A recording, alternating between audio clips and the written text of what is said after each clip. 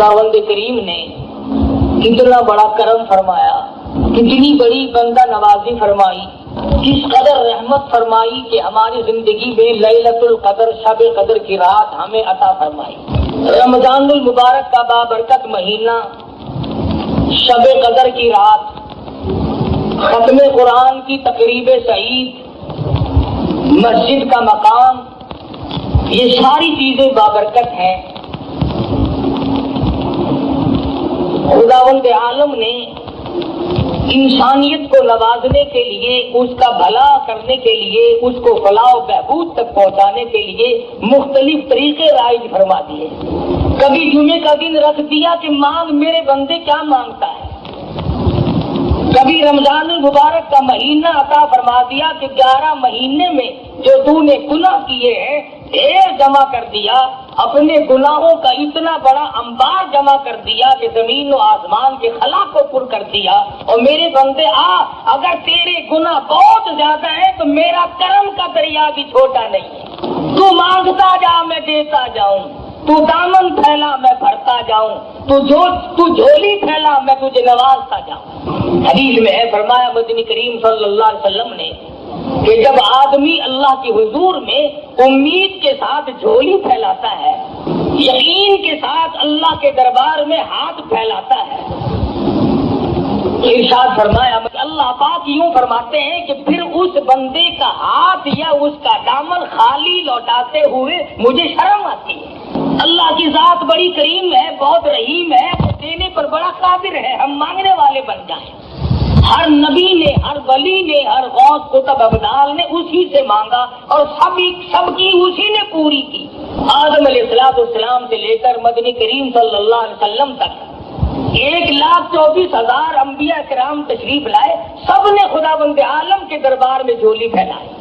اور اس نے سب کی سنی۔ ہر نبی نے اسی سے مانگا، مصیبت آئی پھر بھی مانگا، خوشی آئی پھر بھی اسی سے مانگا۔ سیدنا آدم علیہ السلام نے اللہ پاک کے حضور میں سر سجدے میں رکھ کر 300 برس تک آنسو بہائے۔ سیدنا نوح علیہ السلام نے اللہ کا نام لوگوں تک پہنچانے کے لیے 950 سال تک مار کھائی۔ حضرت ابراہیم علیہ السلام نے چیخا میں مانگا،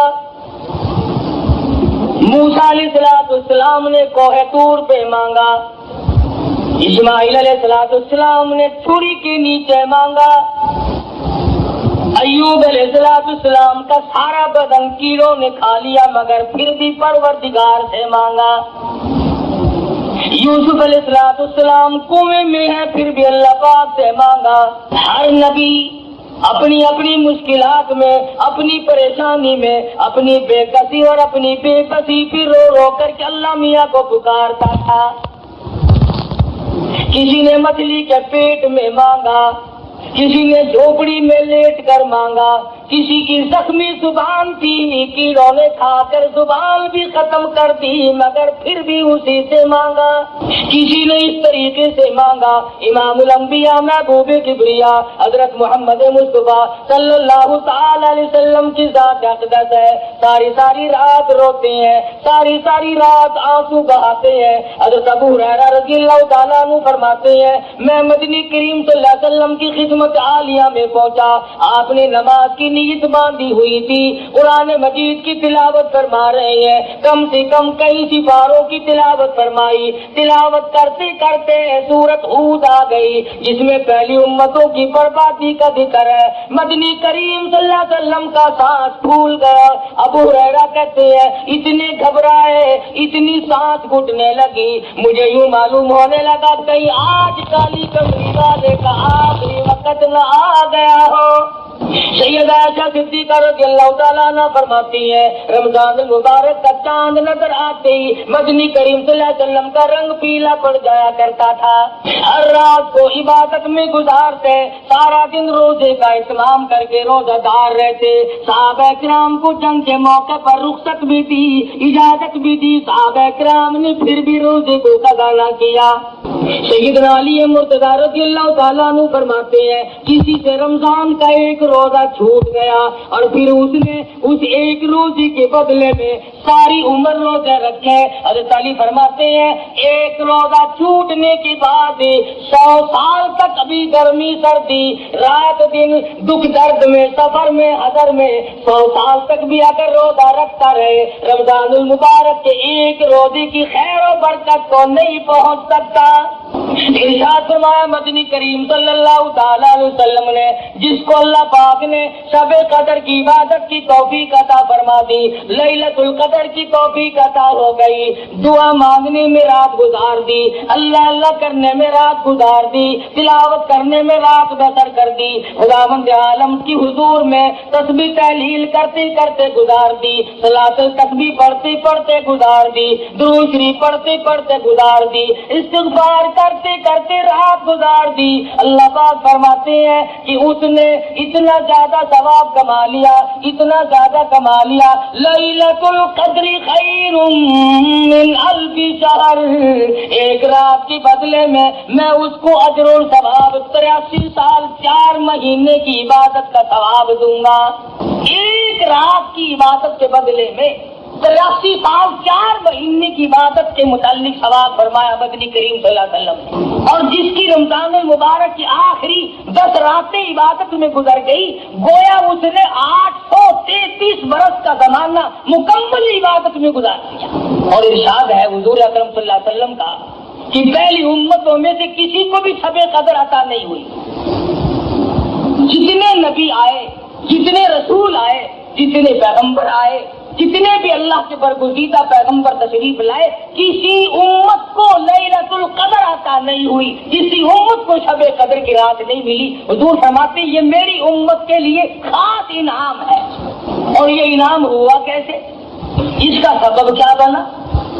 علماء کرام نے یوں لکھا ہے کہ حضور اکرم صلی اللہ علیہ وسلم نے بیٹھے بیٹھے یوں سوچا کہ پہلی امتوں کے لوگوں کی عمر ہزاروں سال, 500 سال, کئی سو سال عمر ہوا کرتی تھی ایک ایک امتی کی. اور حضور نے دیکھا کہ میری امت کی عمر 60 سال 65 سال 50 سال سے زیادہ نہیں.